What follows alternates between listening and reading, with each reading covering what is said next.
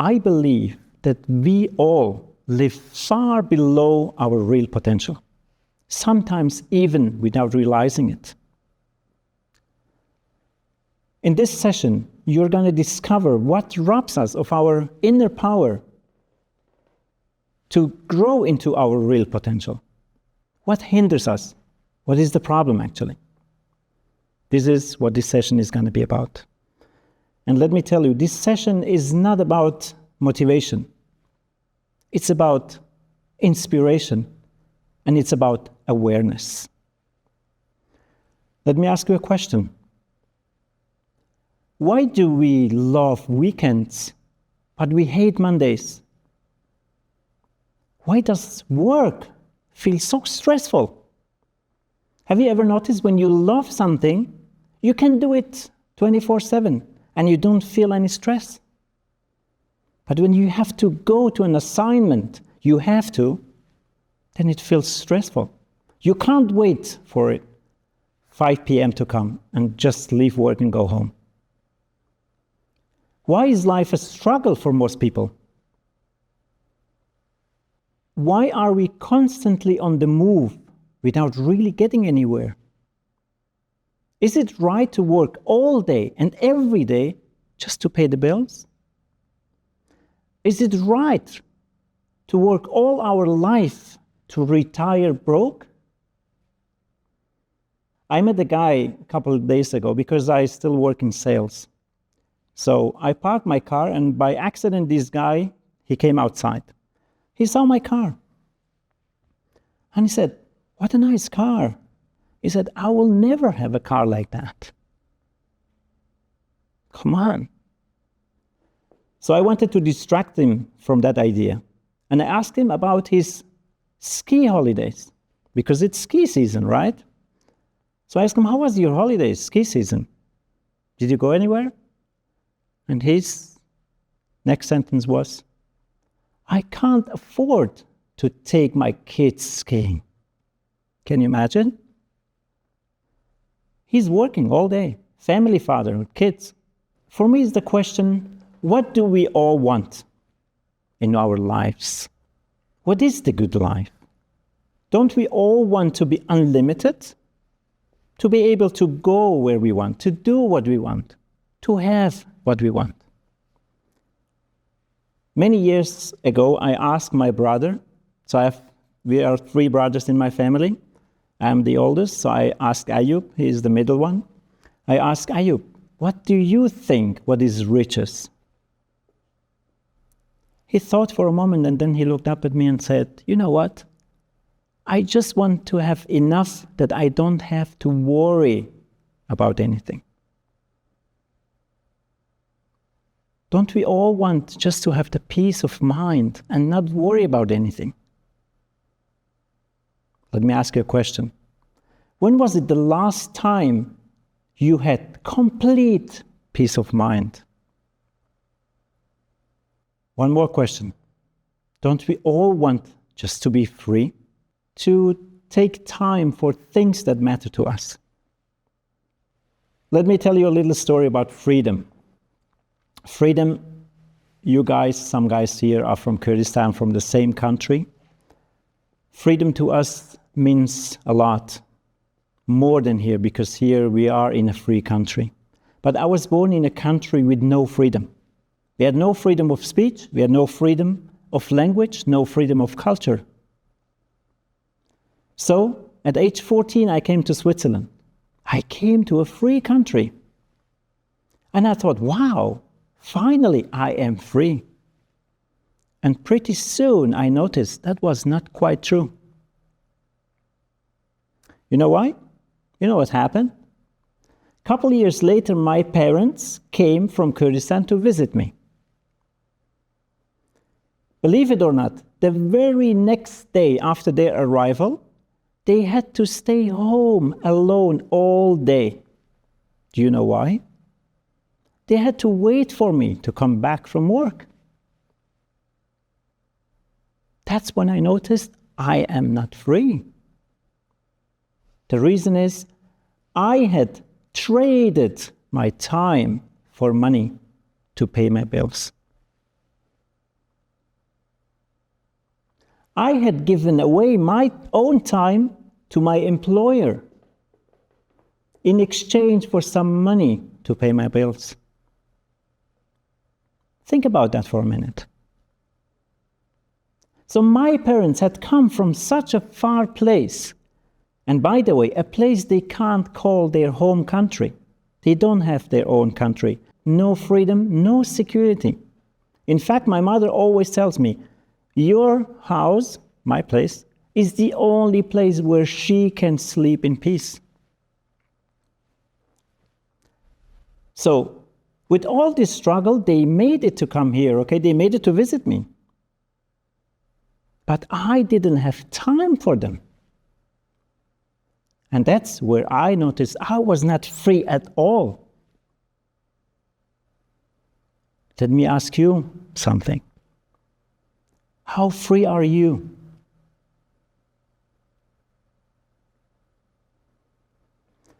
Well, if we all want to be free and we want a good life, how come we don't have it all? How come not all of us can be free and can do whatever we like? Aren't we born to be free? So if you want it, how come it doesn't work? I know today I have a lot of questions. You may have come here to get some answers, but we have to ask the questions first. For me, the question was, what is the difference? What makes the rich rich and happy? I know not all rich are happy,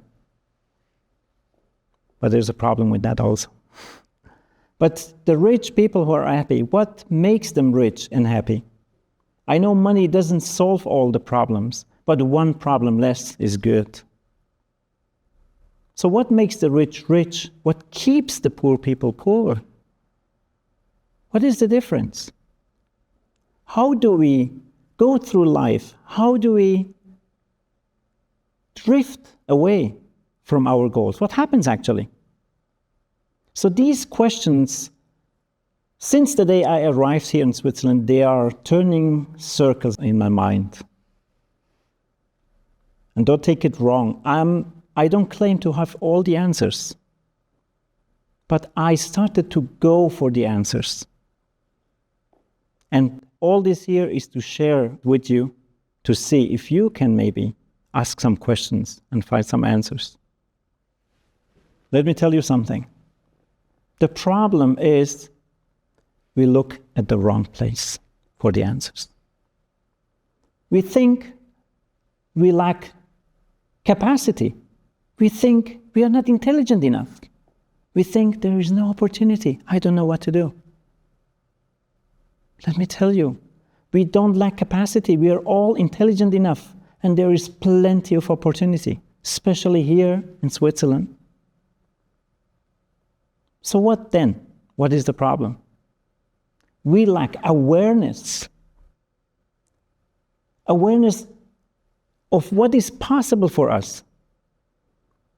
We lack clarity. What do we want in life, actually? Imagine you put on your shoes and you go out of your house, but you have no idea where to go. What do you think where your feet are going to take you? Just anywhere. Maybe just where the wind blows. We lack guidance. We have nobody. If we don't have the horizon, we have nobody to show us, to tell us. That was at least my case. I didn't have anybody to ask. So with all that, what happens is, I call it the standard life plan. So if you don't plan your life, life plans itself automatically. The standard life plan. You want to know it? Who wants to know the life plan? The standard? Yes? Okay. We come to this world randomly, anywhere. This is the only thing we can't really change. Okay? Next thing, what happens is, we grow in a family with loving and caring and protecting parents. And that's the first problem. love and care and protection that's too comfortable. We hear things like, don't do that, don't go there, don't touch it, you will fall, you will hurt yourself. And what happens? Day by day, we become more fearful. And then someday we go to school. At school, first thing, we get judged. Suddenly we have somebody like these cameras looking at me, judging me. We get compared to the rest, and we get labeled good kid, bad kid, intelligent, stupid. This is what happens in school. And we start to doubt ourselves from all that we hear. Next step is, someday we gotta leave home, right? Our parents just kick us out. Your own life, go for it. The very first thing when you start your life is the bills start to fly in. And these bills, they don't give us the time to open our horizon, as Simon said before. The bills force us to pick a plan. Let me give you that plan. The plan is like that. Find a job, go to work, pay your bills. And suddenly, we forget about our dreams because we have to pay the bills. Suddenly, we are in an assignment, a job assignment we never choose intentionally. What I talk about, I talk to many people. And most of them say, yeah, I love my job. Really? That may be true for some people. It's so hard to convince people who have been, since they were born actually, they have heard these kind of things that I told to you. They think they love their jobs, but why do they hurry at 4 p.m. on Friday? Why do they hurry home if they love it so much? Why do they live from weekend to weekend? And then, no matter how well you are doing on your job, no matter what position you have, finally you notice that you have started to work for somebody else's dream, but not yours. And that's the standard life plan. If you don't plan it, this is what happens. This explains why 98% struggle, why 2% live the life of their dreams. So, let me briefly extend my story to you. My story may not be that intriguing yet, but my story is a perfect example how you pick the wrong plan if you don't have an own one. So I grew up in a political environment. My father is a politician. When I was about 5 years old, I went to the first grade. My father, one day I remember, he sent me to the school library and he told me, go and get a book, which is a good idea. I went to that library. I got a book, but I picked one with big pictures and very few letters. Why? Because I didn't have an idea why to read. And by the way, I was capable to read at age 5.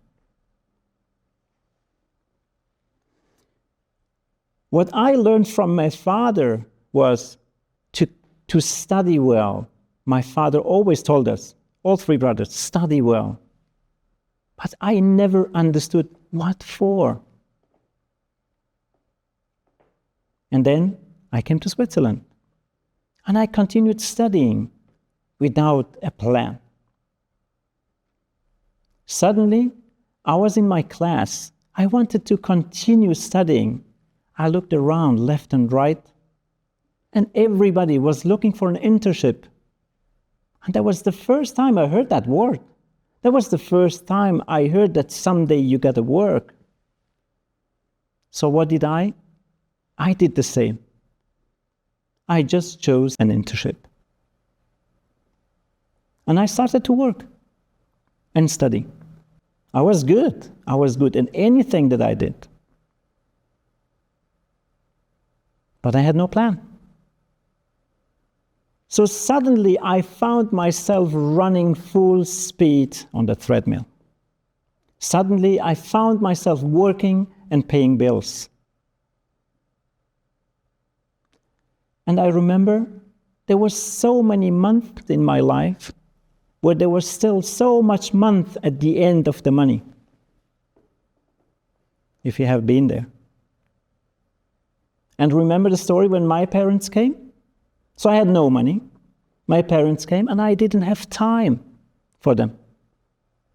So you can imagine frustration, demotivation, worry and doubt started to fill my feelings.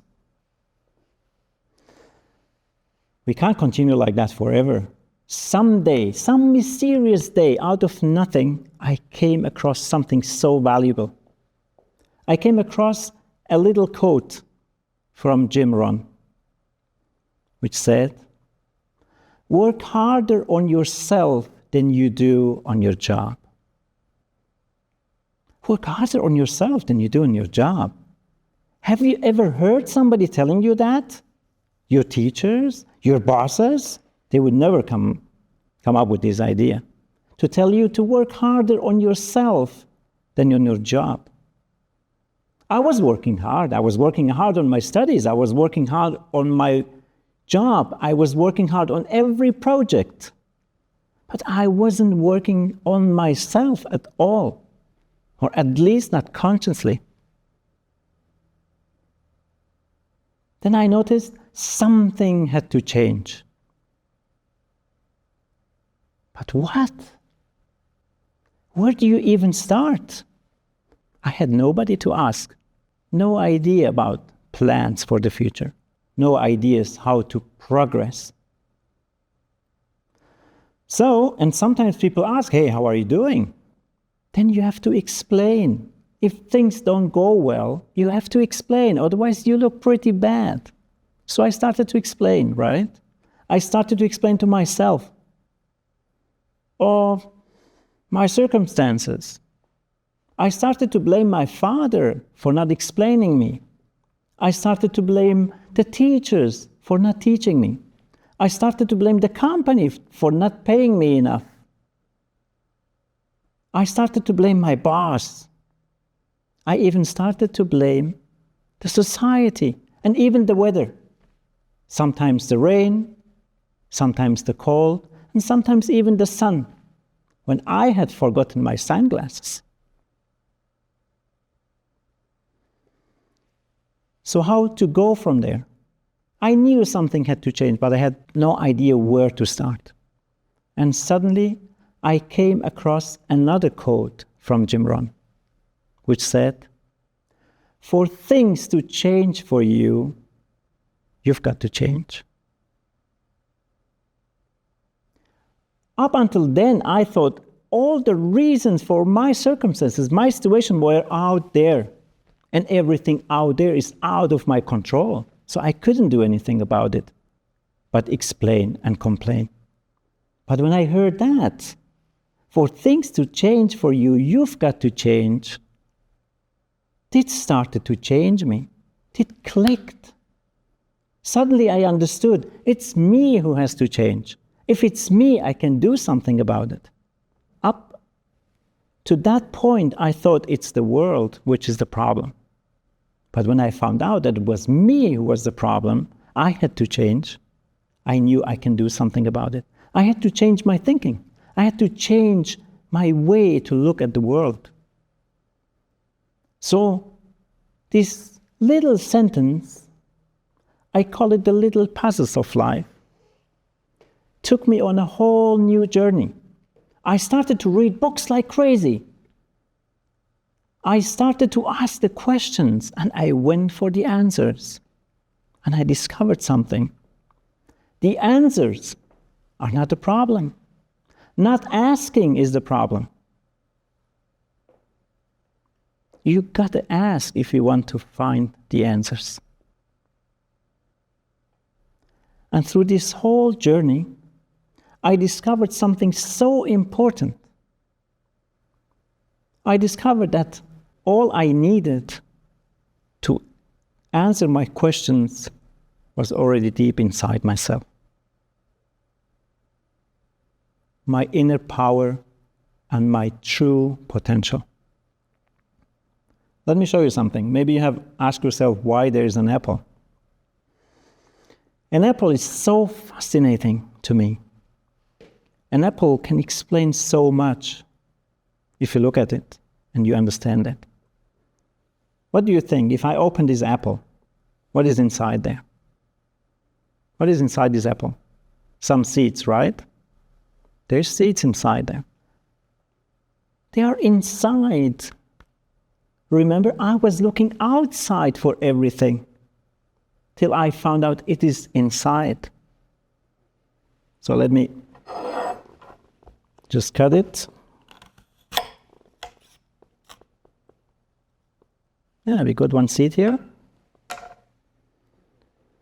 Can you see it? This little tiny seed is so small you hardly can see it. Little brown shell and a bit white material inside it. I don't even know how you call it. But it's so fascinating. Inside this little seed, there is so much power. There's so much potential. The whole blueprint, the whole information is inside this little seed. Let me ask you a question. If I plant that seed, what will grow? Another apple? No, it will grow an apple tree, which can produce thousands of apples every year. Let me ask you another question. A lot of questions today. Is this apple just capable to grow another apple tree? No, it's capable to grow a whole forest of apple trees and produce millions of apples every year. And here is my message to you. You are pretty much the same. The whole potential and the whole power is already inside you. But the problem is, if you never plant it, nothing will ever grow. And there is where I discovered something about my own life.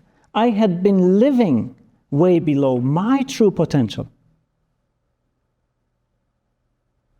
Let me ask you a final question. Maybe the question is not whether there is more inside you. I'm so sure there is. The real question is, are you willing to plant a seed? Good.